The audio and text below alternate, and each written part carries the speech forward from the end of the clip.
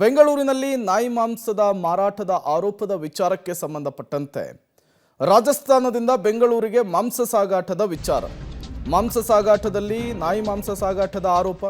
KC general ಆಸ್ಪತ್ರೆಯಲ್ಲಿ ಪುನೀತ್ ಕೆರೆಹಳ್ಳಿ ಅವರಿಗೆ ಚಿಕಿತ್ಸೆ. ಪೊಲೀಸ್ ಠಾಣೆಯಲ್ಲಿ ಪ್ರಜ್ಞಾಹೀನ ಸ್ಥಿತಿಯಲ್ಲಿದ್ದರು ಪುನೀತ್ ಕೆರೆಹಳ್ಳಿ ಅವರು. ವೀಲ್ ಚೇರ್ ಮೂಲಕ ತುರ್ತು ಚಿಕಿತ್ಸಾ ವಿಭಾಗಕ್ಕೆ ಪುನೀತ್ ಕೆರೆಹಳ್ಳಿ ಅವರನ್ನು ದಾಖಲು ಮಾಡಲಾಗಿದೆ. ಕೆಸಿ ಜನರಲ್ ಆಸ್ಪತ್ರೆಯಲ್ಲಿ ಪುನೀತ್ ಕೆರೆಹಳ್ಳಿ ಅವರಿಗೆ ಟ್ರೀಟ್ಮೆಂಟ್ ಅನ್ನು ಕೊಡಿಸಲಾಗ್ತಾ ಇದೆ. ಪೊಲೀಸ್ ಠಾಣೆಯಲ್ಲಿ ಪ್ರಜ್ಞಾಹೀನ ಸ್ಥಿತಿಯಲ್ಲಿ ಪುನೀತ್ ಕೆರೆಹಳ್ಳಿ ಇರುವಂತಹದ್ದು. ಕಳೆದ ರಾತ್ರಿ 12 ಗಂಟೆಗೆ ಕಾಟನ್ಪೇಟೆ ಪೊಲೀಸರು ಅರೆಸ್ಟ್ ಮಾಡಿದ್ರು. ರಾತ್ರಿ ಇಡೀ ಪೊಲೀಸರು ವಿಚಾರಣೆಯನ್ನು ನಡೆಸಿದ್ರು.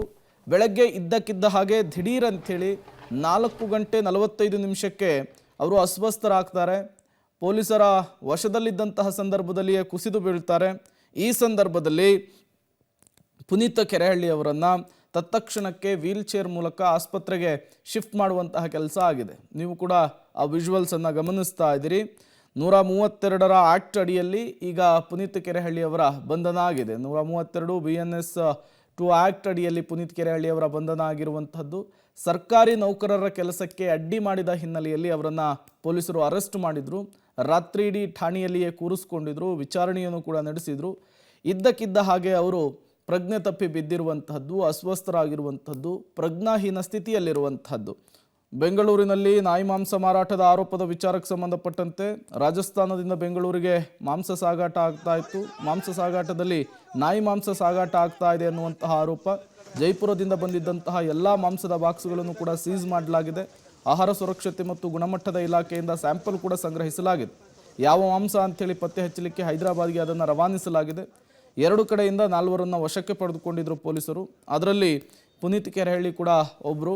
ಈ ಸಂದರ್ಭದಲ್ಲಿ ಪೊಲೀಸರು ಇನ್ವೆಸ್ಟಿಗೇಷನ್ ಅನ್ನು ನಡೆಸ್ತಾ ಇದ್ರು. ಇದ್ದಕ್ಕಿದ್ದ ಹಾಗೆ ಪುನೀತ್ ಕೆರೆಹಳ್ಳಿ ಅಸ್ವಸ್ಥರಾಗಿದ್ದಾರೆ. ಮತ್ತಷ್ಟು ಡೀಟೇಲ್ಸ್ ಅನ್ನು ಕೊಡ್ತಾರೆ ನಮ್ಮ ಪ್ರತಿನಿಧಿ ಪ್ರಕಾಶ್, ನೇರ ಸಂಪರ್ಕದಲ್ಲಿ ಜಾಯಿನ್ ಆಗಿದ್ದಾರೆ. ಪ್ರಕಾಶ್, ಇದ್ದಕ್ಕಿದ್ದ ಹಾಗೆ ಪೊಲೀಸರ ವಶದಲ್ಲಿದ್ದಂತಹ ಪುನೀತ್ ಕೆರೆಹಳ್ಳಿ ಅವರು ಅಸ್ವಸ್ಥರಾಗಿರುವಂಥದ್ದು, ಏನಾಯ್ತು ರಾತ್ರಿ ಎಲ್ಲ ಡೆವಲಪ್ಮೆಂಟ್ಸ್ ಅಂತ? ಏನಂತ ಹೇಳಿದ್ರೆ, ನಿನ್ನೆ ಕಳೆದ ರಾತ್ರಿ ಏನಂತ ಹೇಳಿದ್ರೆ ಮೆಜೆಸ್ಟಿಕ್ನ ರೈಲ್ವೆ ನಿಲ್ದಾಣದ ಬಳಿ ಅಕ್ರಮವಾಗಿ ನಾಯಿ ಮಾಂಸವನ್ನು ಸಾಗಾಟ ಮಾಡಲಾಗ್ತಾ ಇದೆ ಅನ್ನೋ ಆರೋಪ ಕೇಳಿ ಬಂದಿತ್ತು. ಈ ಸಂದರ್ಭದಲ್ಲಿ ಸಹ ಏನಂತ ಹೇಳಿದ್ರೆ ಪುನೀತ್ ಕೆರೆಹಳ್ಳಿ ನೇತೃತ್ವದಲ್ಲಿ ಏನು ಸಾಗಾಟ ಮಾಡ್ತಿದ್ದಂಥ ವಾಹನಗಳ ಮೇಲೆ ಅಲ್ಲಿ ಒಂದು ಪರಿಶೀಲನೆ ಮಾಡಿ ಒಂದು ಆರೋಪವನ್ನು ಮಾಡ್ತಾ ಇದ್ರು. ಈ ಸಂದರ್ಭದಲ್ಲಿ ಕಾಟನ್ಪೇಟೆ ಪೊಲೀಸರು ಏನು ಪುನೀತ್ ಕೆರೆಹಳ್ಳಿಯನ್ನು ವಶಕ್ಕೆ ಪಡೆದು ವಿಚಾರಣೆಗೆ ಮುಂದಾಗ್ತಾ ಇದ್ರು. ಹಾಗಾಗಿ ಏನು ಕಳೆದ ರಾತ್ರಿ ಸುಮಾರು 12 ಗಂಟೆಗೆ ಆತನ ಬಂಧನವನ್ನು ತೋರಿಸಿರುವಂಥದ್ದು. ಸುಮಾರಿನಲ್ಲಿ ಆತ ನಿರಂತರವಾಗಿ ರಾತ್ರಿ ಇಡೀ ವಿಚಾರಣೆಯನ್ನು ಕಾಟನ್ಪೇಟೆ ಪೊಲೀಸರು ನಡೆಸಿದ್ದಾರೆ. ಈಗ ಆತ ಏನು ಸುಮಾರು 4:45 ಸುಮಾರಿಗೆ ಆತ ಠಾಣೆಯಲ್ಲಿ ಕುಸಿದು ಬಿದ್ದಿರುವಂಥದ್ದು, ಪ್ರಜ್ಞಾಹೀನ ಸ್ಥಿತಿಯಲ್ಲಿ ಇರುವಂಥದ್ದನ್ನು ಕಂಡಂಥ ಪೊಲೀಸರು ಕೂಡಲೇ ಬೆಂಗಳೂರಿನ ಕೆಸಿ ಜನರಲ್ ಆಸ್ಪತ್ರೆಗೆ ದಾಖಲೆ ಮಾಡಿರುವಂಥದ್ದು. ಈಗಾಗಲೇ ನೋಡ್ತಾ ಇರ್ಬೋದು, ಕೆಸಿ ಜನರಲ್ ಆಸ್ಪತ್ರೆಯ ತುರ್ತು ಚಿಕಿತ್ಸಾ ವಿಭಾಗದಲ್ಲಿ ಆತನಿಗೆ ಚಿಕಿತ್ಸೆಯನ್ನು ಪೊಲೀಸರು ನೀಡಿಸ್ತಾ ಇದ್ದಾರೆ. ವೈದ್ಯರು ಸಹ ಆತನಿಗೆ ಏನೆಲ್ಲ ಚಿಕಿತ್ಸೆ ನೀಡಬೇಕಾಗಿದೆ ಅದನ್ನು ಈಗಾಗಲೇ ವೈದ್ಯರು ನೀಡ್ತಾ ಇರುವಂಥದ್ದು. ಸುಮಾರು 4:45 ಸುಮಾರಿನಲ್ಲಿ ಆತ ಠಾಣೆಯಲ್ಲಿ ಕುಸಿದು ಬೀಳ್ತಾನೆ ಅಂತೇಳಿ ಒಂದು ದೃಶ್ಯಗಳನ್ನು ನಾವು ನೋಡ್ಬೋದಾಗಿದೆ. ಎಂತೇಳಿದ್ರೆ ಆತ ಪೊಲೀಸರು ಸಹ ವೀಲ್ ಚೇರ್ ಮೂಲಕ ಈಗಾಗಲೇ ಕೆಸಿ ಜನರಲ್ ಆಸ್ಪತ್ರೆಗೆ ದಾಖಲೆಯನ್ನು ಮಾಡಲಾಗಿದೆ. ಈಗ ವೈದ್ಯರು ಸಹ ಆತನಿಗೆ ಚಿಕಿತ್ಸೆಯನ್ನು ನೀಡ್ತಾ ಇದ್ದಾರೆ. ರಾಜಸ್ಥಾನದಿಂದ ಬರ್ತಿದ್ದಂಥ ಮಾಂಸ ಸಾಗಾಟ ಪ್ರಕರಣದಲ್ಲಿ ನಾಯಿ ಮಾಂಸವನ್ನು ಸಾಗಾಟ ಮಾಡ್ತಾ ಇದೆ ಅನ್ನೋ ಆರೋಪ ಕೇಳಿಬಂದಿತ್ತು. ಈ ವಿಚಾರದಲ್ಲಿ ಸಾಕಷ್ಟು ಚರ್ಚೆಗೂ ಕೂಡ ಗ್ರಾಸ ಆಗಿತ್ತು.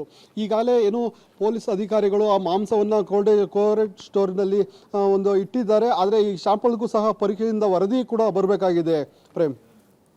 ಪ್ರಕಾಶ್, ಈ ಪುನೀತ್ ಅವರ ಪಾತ್ರ ಏನು ಈ ಪ್ರಕರಣದಲ್ಲಿ? ಯಾಕಾಗಿ ಪೊಲೀಸರು ಅರೆಸ್ಟ್ ಮಾಡಿದ್ರು ಅಂತ? ಏನಂತ ಹೇಳಿದ್ರೆ, ಕಳೆದ ರಾತ್ರಿ ಪುನೀತ್ ಕೆರೆಹಳ್ಳಿ ಸುಮಾರು 8 ಗಂಟೆ ಸುಮಾರಿನಲ್ಲಿ ರಾಜಸ್ಥಾನದಿಂದ ಬೆಂಗಳೂರಿಗೆ ಬರ್ತಿದ್ದ ರೈಲಿನಲ್ಲಿ ಅಕ್ರಮವಾಗಿ ಮಾಂಸವನ್ನು ಸಾಗಾಟ ಮಾಡ್ತಾರೆ ಅನ್ನೋ ವಿಚಾರದಲ್ಲಿ ಈತ ಏನಂತ ಹೇಳಿದ್ರೆ ಪ್ರಮುಖ ಪಾತ್ರವನ್ನು ವಹಿಸಿ ಈ ಮಾಂಸವನ್ನು ಪತ್ತೆ ಹಚ್ಚಿರ್ತಾನೆ. ಹೀಗಾಗಿ ಬೆಂಗಳೂರಿಗೆ ಪ್ರತಿಷ್ಠಿತ ಹೋಟೆಲ್ಗಳು, ಐಫೈ ಹೋಟೆಲ್ಗಳು, ಸಾಮಾನ್ಯ ಹೋಟೆಲ್ಗಳಿಗೂ ಸಹ ಈ ಮಾಂಸ ರವಾನೆ ಆಗ್ತಾ ಇದೆ, ಮಾರಾಟ ಆಗ್ತಾ ಇದೆ. ರಾಜಸ್ಥಾನದಿಂದ ಬರ್ತಿದ್ದಂಥ ಮಾಂಸ ಬೆಂಗಳೂರಿನ ಪ್ರತಿಷ್ಠಿತ ಎಲ್ಲ ಹೋಟೆಲ್ಗಳಿಗೂ ಮಾರ್ಕೆಟ್ಗೂ ಸಾಗಾಟ ಆಗ್ತಾ ಇದೆ. ಅಲ್ಲಿ ಕಡಿಮೆ ಬೆಲೆಗಿಂದ ತಂದು ಇಲ್ಲಿ ಹೆಚ್ಚಿನ ಬೆಲೆಗೂ ಮಾರಾಟ ಆಗ್ತಾ ಇದೆ, ಮತ್ತು ಅದರ ಗುಣಮಟ್ಟ ಕೂಡ ಕಡಿಮೆ ಇರುವಂಥದ್ದು. ಹೀಗಾಗಿ ಸಾಕಷ್ಟು ರೀತಿಯಲ್ಲಿ ಅದರ ಉಪಯೋಗ ಹಾನಿಕರ ಆಗಿರ್ತದೆ. ಈ ವಿಚಾರವನ್ನು ಮುಂದಿಟ್ಕೊಂಡು ಆತ ಏನು ಟ್ರೈನಲ್ಲಿ ಬಂದಂಥ ಬಾಕ್ಸ್ಗಳನ್ನು ಇವರ ತಂಡ ಒಂದು ಪತ್ತೆ ಹಚ್ಚಿರ್ತದೆ. ಹೀಗಾಗಿ ಏನು ಇದರಲ್ಲಿ ನಾಯಿ ಮಾಂಸ ಇದೆ ಅನ್ನೋ ಆರೋಪವನ್ನು ಮಾಡಿರ್ತಾರೆ. ಹೀಗಾಗಿ ಏನು ಕಾಟನ್ಪೇಟೆ ಪೊಲೀಸರು ಆತನನ್ನು ವಶಕ್ಕೆ ಪಡೆದು ವಿಚಾರಣೆ ನಡೆಸಿರ್ತಾರೆ. ತದನಂತರದಲ್ಲಿ ಆತ ಕುಸಿದು ಬಿದ್ದು ಅಸ್ವಸ್ಥ ಆಗಿರುವಂಥದ್ದು. Prem. Okay, thank you Prakash ತಮ್ಮೆಲ್ಲ ಮಾಹಿತಿಗಾಗಿ.